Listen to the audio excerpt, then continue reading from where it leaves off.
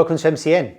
Now, BMW's K1600 GT has been around since 2011 now, and it was always designed to be the last word in monster mile comfort.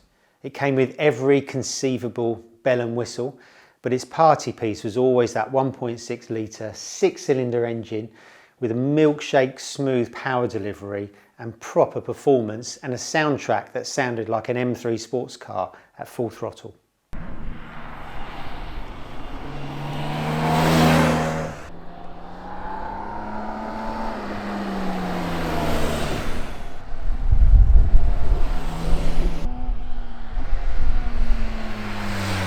Of all the K1600 range, the GT, which is actually the base model and the cheapest at the time, was always the one that was best suited to UK roads, and it combined comfort with quite sporty ability, so much so it really belied its physical size and its huge 343 kilo weight.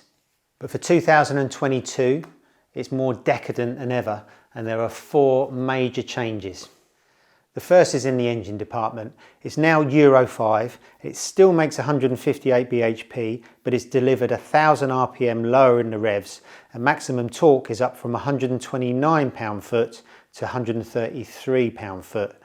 It now has 2 NOx sensors and 4 Lambda probes instead of 2. Compared to a grunty big cube twin or triple, the K1600's power delivery has always been more of a crescendo than a hard-hitting punch, but now it's more flexible in the mid-range. It's also as smooth off the throttle as it is on, thanks to a tweaked engine braking control that works with the new IMU. BMW claims 48 miles per gallon, which adds up to a 280 mile tank range. The next change is in the suspension.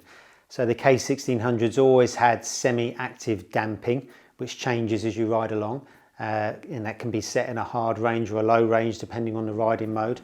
But for 2022 it now has automatic self-leveling suspension, so the preload changes depending on the rider weight, the amount of weight you've got with the luggage and a pillion, and that's done all automatically, so the bike's always level and balanced no matter how you load it.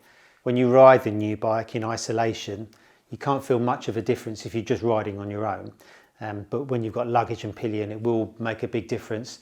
But suffice it to say, the K1600 handles really, really well. For such a massive bike, it's really capable in the corners. It's got lots and lots of grip, a surprising amount of ground clearance, really light steering. Okay, it's a bit of a bus at low speeds and it's quite heavy, but once you get out on the open road, it's an absolute joy, which is one of the magical things about the K16.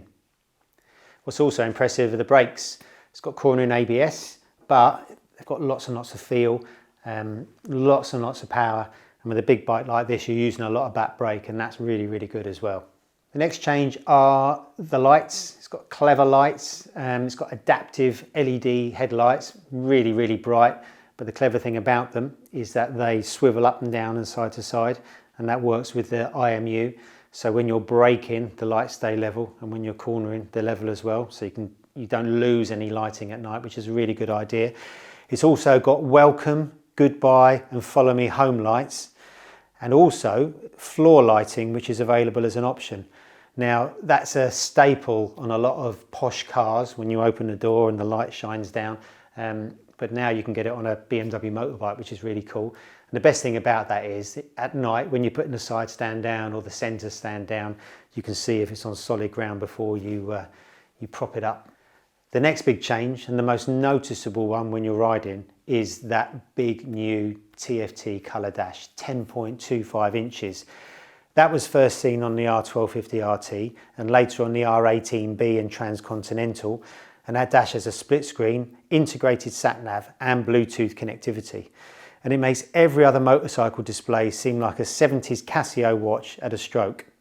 You also get a smartphone compartment with a USB-C charger, 4 favourite buttons that shortcut to the dash function and cruise control. Strangely, the cruise control isn't active like it is on the RT and Multistrada and some KTMs. By active I mean radar controlled, so BMW say they didn't put it on the K16 because they'd have needed to do too much work on the nose of the bike to fit the radar in. and it wasn't worth it. But for me, it's not the end of the world. I'm not a massive fan of the active cruise control. It quite often gets hooked on other traffic when you don't want it to. Sometimes you can find yourself just riding along behind a car at 60 mile an hour and wondering why you're doing it, because you've kind of just lost concentration because the system's taken over. So for me, active cruise control isn't a big deal, and the fact that K16 hasn't got it doesn't worry me at all. Goodies like rider aids, heated grips and seat, and an electric screen are standard, but comfort and tour packs, which include an uprated stereo, are available as optional extras. All 2022 K1600s get the same updates as the GT: the Bobber Style B, the more touring focused GTL, and the fully dressed Grand America.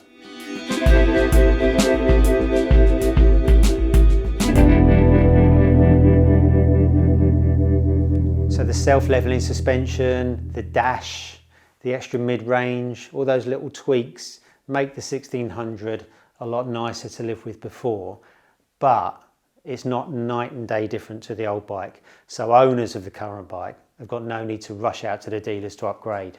But there wasn't much wrong with the K1600 in the first place. It's still endlessly impressive, but not just because that it's the rarest of beasts, a 6-cylinder. Flawless build quality and equipment level is everything you'd expect from a bike like this, and it's really, really comfortable.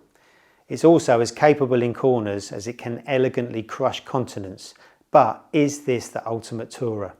Well, its physical size, weight and 20 grand price tag are going to put a lot of people off, especially when there's a lot of choice from other luxury tourers which come in all shapes and sizes now. So you can go to BMW and get an RT or an XR, which would be every bit as good as the K1600. There's the Multistrada V4s, there's KTM Super Duke GTs, so there's a lot of choice out there. But for the ultimate in OTT touring decadence with a sporty twist, the BMW K1600 GT is hard to beat.